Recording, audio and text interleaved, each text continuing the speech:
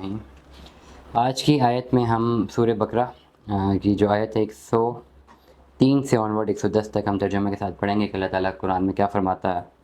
سب سے پہلے عربی جو آیت ہے وہ پڑھ لیتا ہوں۔ وَلَوْ أَنَّهُمْ آمَنُوا وَاتَّقُوا لَمَثُوبَةٌ مِّنْ عِندِ اللَّهِ خَيْرٌ لَوْ كَانُوا يَعْلَمُونَ۔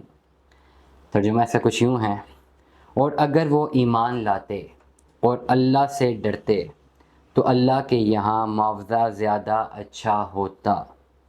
سحر تو کفر ہی کفر ہے، کاش یہ جانتے اور عقل سے سوچتے۔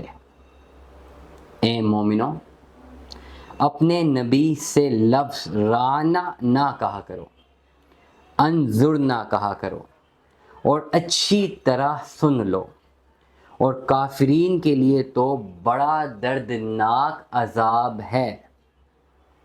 کافر، اہل کتاب یا مشرک یہ پسند نہیں کرتے کہ آپ پر اپنے رب کی طرف سے کوئی خیر و برکت نازل ہو، اور اللہ تو جسے چاہتا ہے اس کو اپنی خاص رحمتوں اور نعمتوں سے نوازتا ہے، اور اللہ تو ہے ہی بڑے فضل والا، بڑا کرم کرنے والا اور رحم والا۔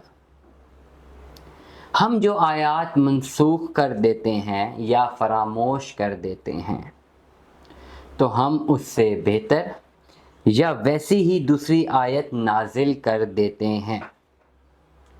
کیا تم نہیں جانتے کہ اللہ ہر چیز پر قدرت رکھتا ہے؟ کیا تم نہیں جانتے ہو کہ اللہ ہی کی ہے بادشاہت تمام آسمانوں کی اور زمین کی، اور اللہ کے سوا نہ تو تمہارا کوئی دوست ہے اور نہ مددگار ہے۔ یہاں پہ ہے نہیں لکھا، بس یہ آیت کو دوبارہ پڑھ لیتے ہیں ترجمے کے ساتھ کہ کیا تم نہیں جانتے ہو کہ اللہ ہی کی بادشاہت تمام آسمانوں اور زمین کی، اور اللہ کے سوا نہ تو تمہارا کوئی دوست ہے اور نہ مددگار۔ کیا تم یہ ارادہ رکھتے ہو کہ اپنے نبی سے ایسے سوال کرو جیسے پہلے موسیٰ سے کیے جا چکے ہیں، اور جس نے اپنے ایمان کے بدلے کفر کیا وہ تو پھر سیدھے راستے سے ہی گمراہ ہو گیا۔ بہت سے اہل کتاب پسند کرتے ہیں کہ وہ تم کو تمہارے ایمان لانے کے بعد پھر کفر کی طرف لوٹا دیں۔ یہ محض اس لیے ہے کہ ان کے دلوں میں کینہ اور حسد کی آگ بھڑک رہی ہے۔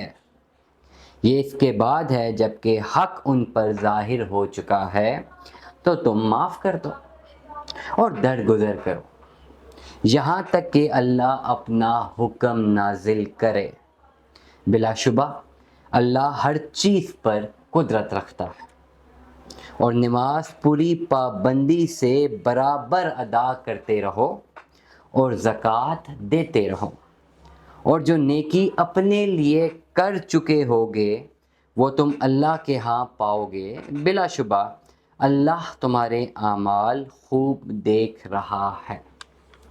صدق اللہ العظیم۔ ان آیتوں میں خدا نے قرآن میں اپنی بڑائی بیان کی اور بتایا ہے کہ پوری کی پوری دنیا کا مالک کون ہے، زمین و آسمان کا مالک کون ہے، اور جو لوگ کفر کرتے ہیں ان کا کیا انجام ہوگا۔ اللہ تعالیٰ ہم سب کو اس پر عمل کرنے کی توفیق عطا فرمائے۔ صدق اللہ العظیم۔